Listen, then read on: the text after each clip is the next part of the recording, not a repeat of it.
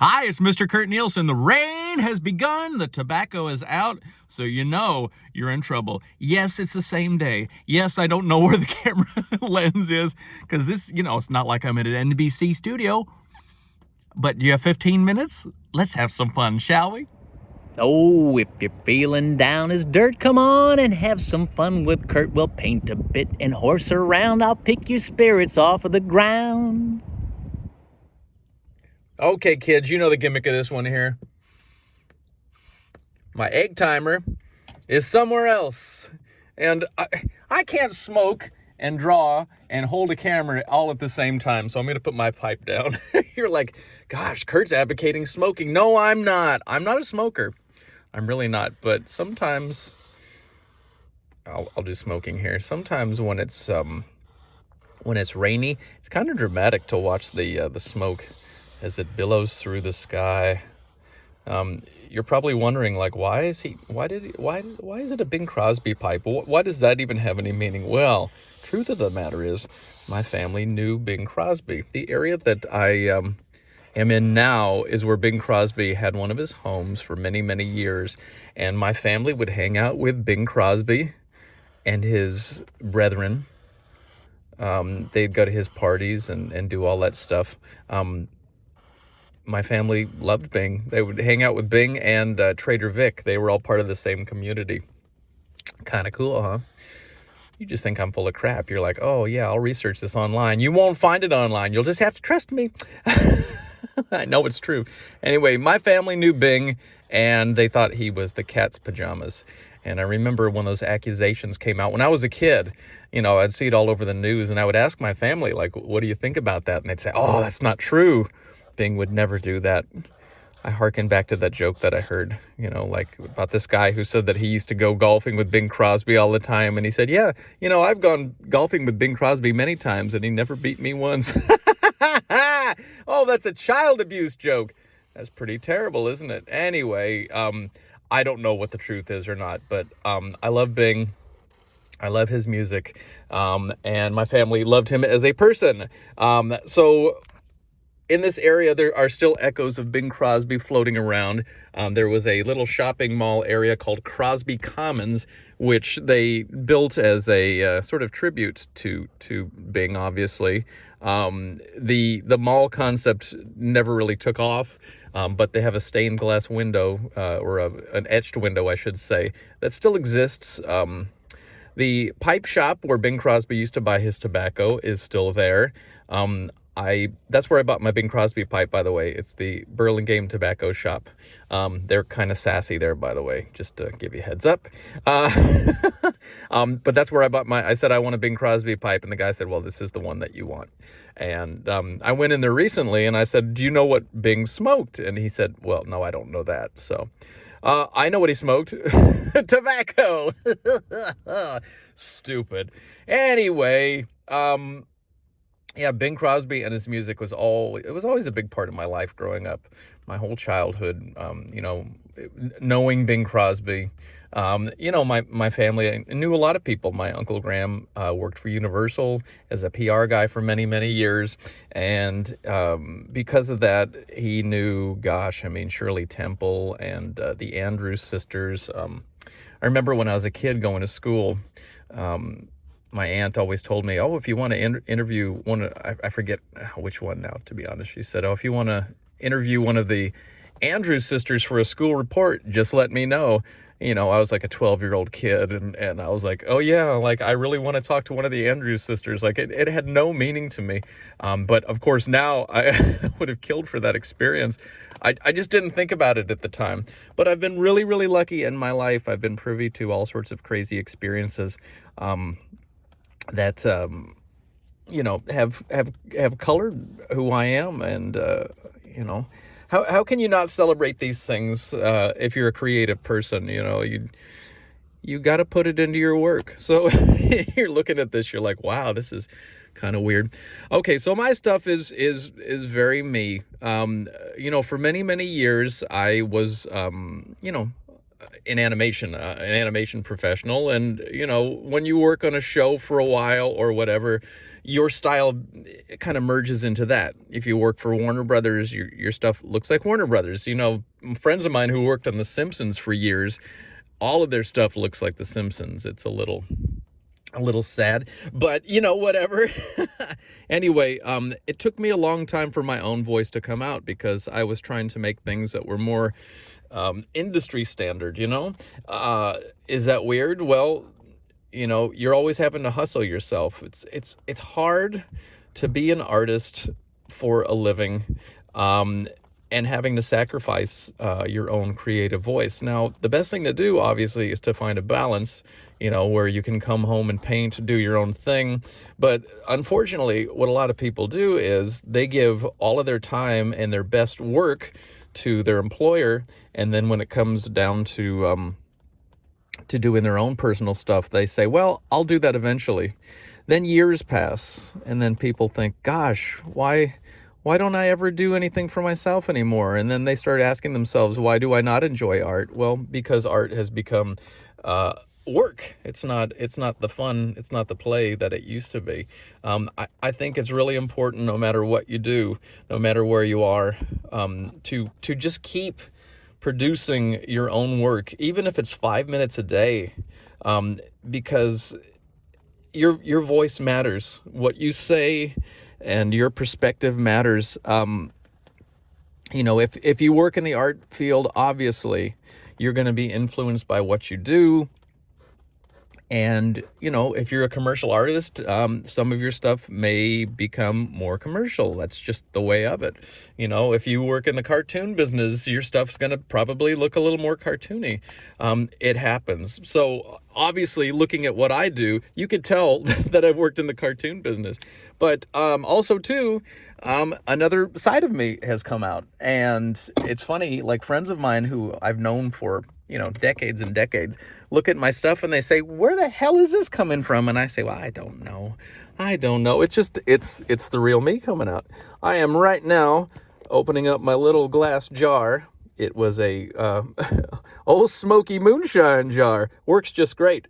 Yeah, I'm just trying to balance this here. But yeah, friends of mine who saw this work of mine emerging, they said, where has this been all this time? And it really was within, but I never took the time to really do it. And finally, you know, my best work is coming out after many years of struggle.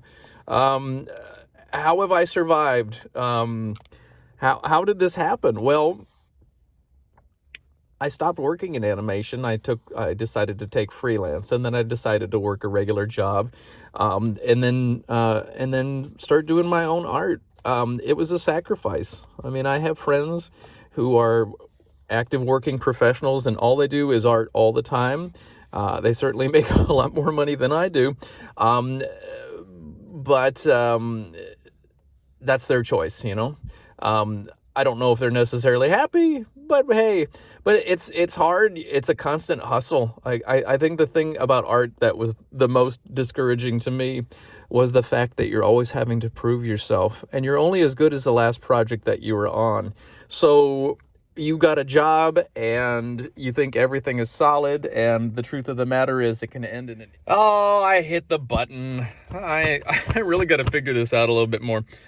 Sorry, I trimmed the video there inadvertently, but what I was going to say is, you know, you have these jobs, you think they're solid for a long time, and then all of a sudden they're gone. And like, now what do I do? You know, people get a lease for a year because they figure, oh, I'm on the show, it's going to be for a year, everything's going to be great. And then all of a sudden, 6 months in, oh, sorry, the show's been canceled.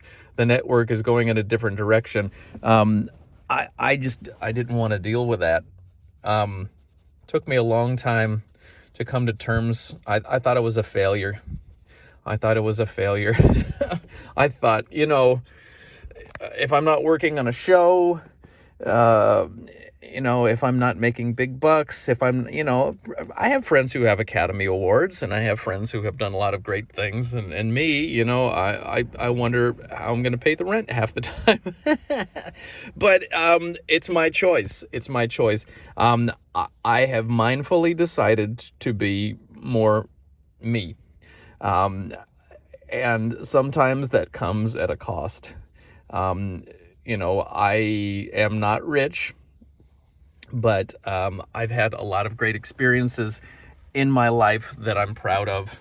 I'm proud of who I am and the person that I've developed.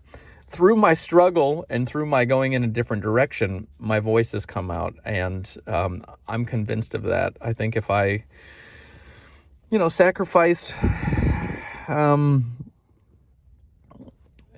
my own inner voice, my own inner vision to the cartoon business, the animation business on a consistent basis, none of this would have ever come out. I'm not saying that it's anybody's fault either. It's just, it's the nature of the beast. So anyway, and for the record, with the smoking, let's talk about the smoking. I don't advocate smoking. I just do it once in a while, just for, I was going to say something naughty, but just for fun. But it's not really my thing. I just like it, just like as a little accent in life, that's all. Okay. But so I made a decision early on, to kind of be me, and I'm still trying to find where I fit, and I would love to find a place where I can monetize what I do, and that's why I'm trying to do these videos and get them off the ground and see where they go. But I want to do it my way. I've had a lot of people tell me like, oh, well, you can do this and you can do that, and this is what's appealing to the market right now. And well, that's all well and fine, but if you have something in your head that you truly believe in and you're willing to sacrifice for it, go for it. But there's always a price to pay, isn't there? There's always a price to pay.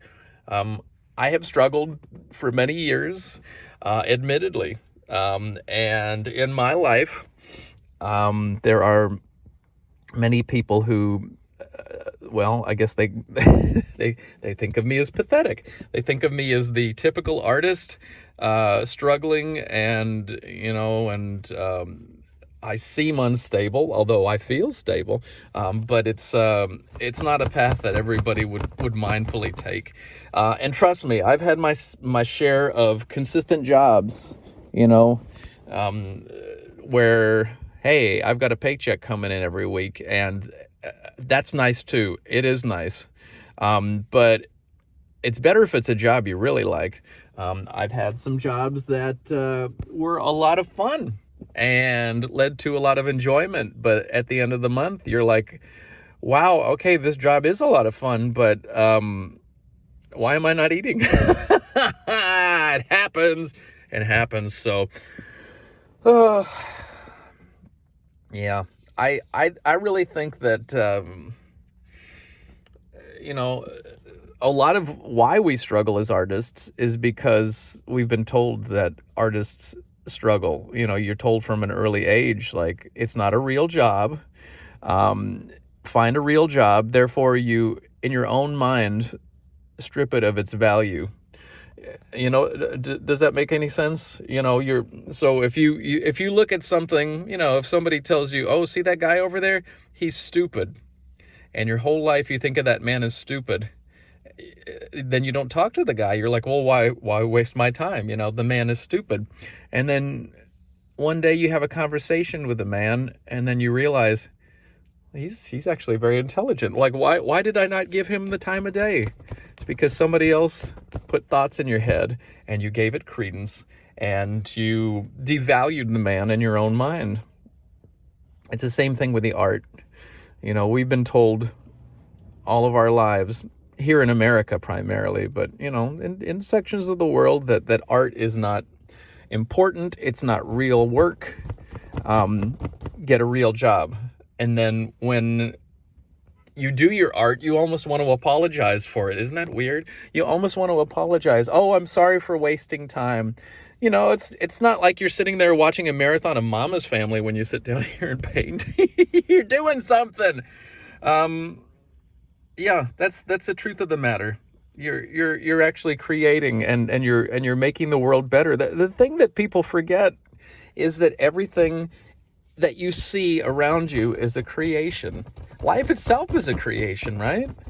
But you're sitting in a room with chairs and the walls and everything. An artist built the house. It was an architect that built the house, right? And it was an artist that designed the chairs and the fans, you know, and like, but people could say, well, you know, oh, it was a scientist that created this. Well, science is an art too, isn't it? Why is that seen as being more valuable than the dreamer that you may be? Anyway, it's a funny thing. Artists are always going to struggle. Artists are always going to need affirmation in their life. So the important thing is to just keep doing what you know is right in your heart. Surround yourself with people who love you, and just keep moving forward. Don't let these little things get in your way. Use me as a cautionary tale. I mean, I absolutely have gone through many periods where I lost faith in who I was. I lost sight in my value, and I stopped creating. I've gone sometimes a couple of years without writing a song, without doing a single drawing, because I feel like I'm not worth it. And the more you do that, the more you lose sight of who you are. You wake up in the morning and there's no joy. And you're like, why do I hate everybody? Why am I so uncomfortable? Why am I so uneasy? What's this feeling? And it's because you're invalidating the dearest part of your heart. That's the truth of the matter. You are worthwhile. You as an artist, you as a creative person are completely worthwhile. And you need to let that voice come out. Even if it's a struggle, even if no one believes in you, it's a necessary part of your existence. I found that out the hard way. Don't waste as much time as I have. Live, be, and enjoy life, please. Especially now when everyone's looking for answers. You know, sometimes it's late at night and you're feeling really discouraged and you don't have anyone to talk to. What do? You know, you could pour yourself a glass of wine, which is nice, but it's not the answer. My suggestion is to create. I have been lost and alone and discouraged, and through my art, I have found those answers. I'm getting kind of emotional thinking about it, but it's true. And it's what I want for you. It is what I want for you. Ah, my goodness. All right, guys. Well, I think that's enough for now. I think we're at about the 15-minute mark. But please keep creating no matter what the world says to you, because it is what you are made to do. I love you, and I will see you soon. Remember, see Instagram for the final, down below. See Instagram for the final product, okay? Bye, guys.